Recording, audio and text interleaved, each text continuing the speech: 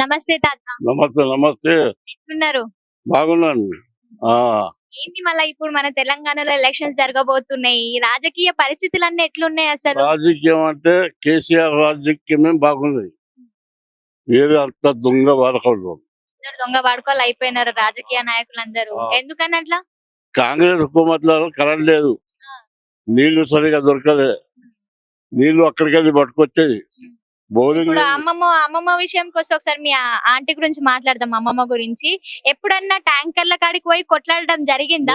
లేదు, కొట్లాడలేదు. ఇప్పుడు కాదు, కాంగ్రెస్ ఉన్నప్పుడు. కాంగ్రెస్ ఉన్నప్పుడు నడిచేది. ఆ. ట్రాక్టర్ వచ్చినట్టయితే ఒక మీద ఒకటి ఎగబడేది. ఇప్పుడు అంతా ఏం లేదు. దేవుని దయ వల్ల కేసీఆర్ గారే రావాలి. ఆయననే బాగా చేస్తాడు. కౌన్సిలర్ కూడా మంచోడు. మాకు ఎల్బీ నగర్కి అంతా బాగా జరుగుతుంది. మన నాకు 2000 పింఛన్ దొరుకుతుంది. 2000 పింఛన్ వస్తుంది. ఆ, ఆ, ఆ. ఆయనే రావాలని మేము కోరుకుతాము.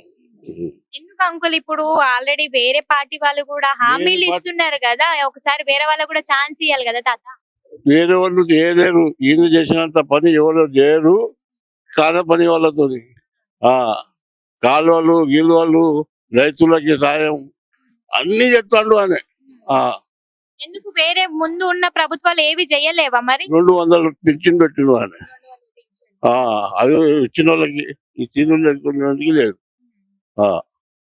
ఇప్పుడు కేసీఆర్ ప్రభుత్వం వచ్చిన తర్వాత అంత మంచిగా జరుగుతుంది అంటున్నారు. మంచిగా జరుగుతుంది. ఇంకా ఎప్పటికీ ఆయన రావాలి. అదే ఒకవేళ ఈసారి ఎలక్షన్స్ లో కేసీఆర్ వాళ్ళ కొడుకు నిలబడితే ఎట్లుంటది? కేటీఆర్ అదే ఆయన తండ్రి కంటే ఎక్కువ చెప్తాడు ఆయన. కేటీఆర్ ఆయనకి చాలా అనుభవం ఉన్నది ఆ రాజకీయంలో. ఈయనకి ఎంత ఉన్నదో ఆయనకి ఎంత ఉన్నది రాజకీయంలో. మరి తాత కేసీఆర్ ని చాలా మంది తిడుతున్నారు కదా, మళ్ళీ అలాంటి వాళ్ళకి మీరు ఏం చెప్తారు మా ఛానల్ నుంచి? కడుపు కాలినోడు తిడతాడు, మంచోడు ఎందుకు తిడతాడు?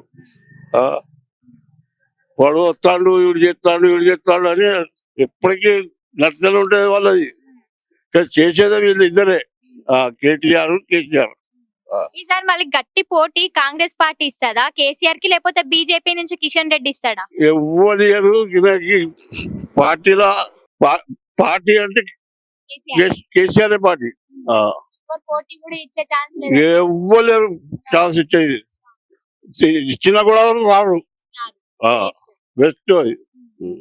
రేవంత్ రెడ్డి ఇప్పుడు ఆ హామీలు ఇచ్చిండు కదా, మన మేనిఫెస్టో రిలీజ్ చేసిండు కదా, పింఛన్లు అవన్నీ పెంచుతా అని చెప్పి. రేవంత్ రెడ్డి ఏ ఒక్క సీట్లు కూడా లేదు, 2-3 సీట్లు ఉన్నాయి కదా, అంతా టీఆర్ఎస్ ఉన్నాయి.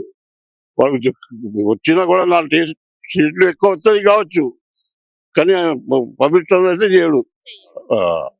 అంటే చేసినోనికి ఇవ్వాలి కానీ చేయడానికి ఎందుకు పెట్టాలి? కాంగ్రెస్ అయితే మేబీ అంటే సీట్లు రావచ్చు, కాకపోతే గవర్నమెంట్ అయితే ఫామ్ కాదు అంటున్నారు. అంతే, ఫామ్ అయితే కావాలి. మళ్ళీ ఈసారి సీట్లు తగ్గే ఛాన్సెస్ ఏమైనా ఉన్నాయా? లేదు లేదు లేదు లేదు లేదు. రూపాయల 100% ఈయనే వస్తాడు, కేసీఆర్ వస్తాడు. మీ ఎమ్మెల్యే పనితీరు ఎట్లుంది మళ్ళీ ఇక్కడ? మా ఎమ్మెల్యే మంచి బాగున్నది అనేది, హవా ఉన్నది అనేది. వస్తుంటారా తాత ఇక్కడ గల్లీలలో ఏమైనా? వస్తాడు. మా పిల్లగాడు కూడా కలుతాడు.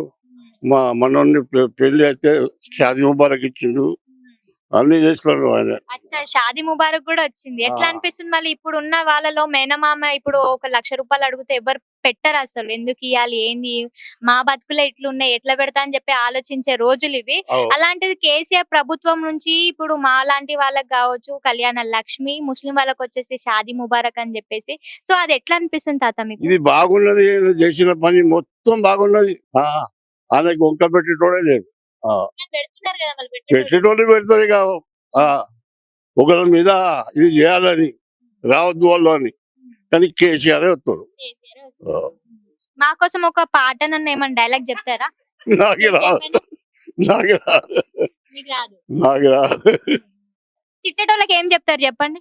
తిట్టేటోళ్ళకి ఏం చెప్తారు? కేసీఆర్ తిట్టేటోళ్ళకి ఏం చెప్తారు?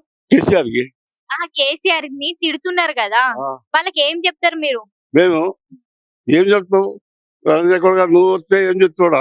వస్తే కేటీఆర్ చెప్తాడు, లేకుంటే కేసీఆర్ చెప్తాడు. అంతా హౌదగాళ్ళు వాళ్ళు అని అంట. ఇచ్చి పడేసారు. ఆ, జై తెలంగాణ అంటారా మళ్ళా? తెలంగాణ జై తెలంగాణ, జై తెలంగాణ. ఎవరు కొట్టేశారు మళ్ళా? మాయి మా 10 ఓట్లు ఉంది తెలంగాణకి వస్తాయి.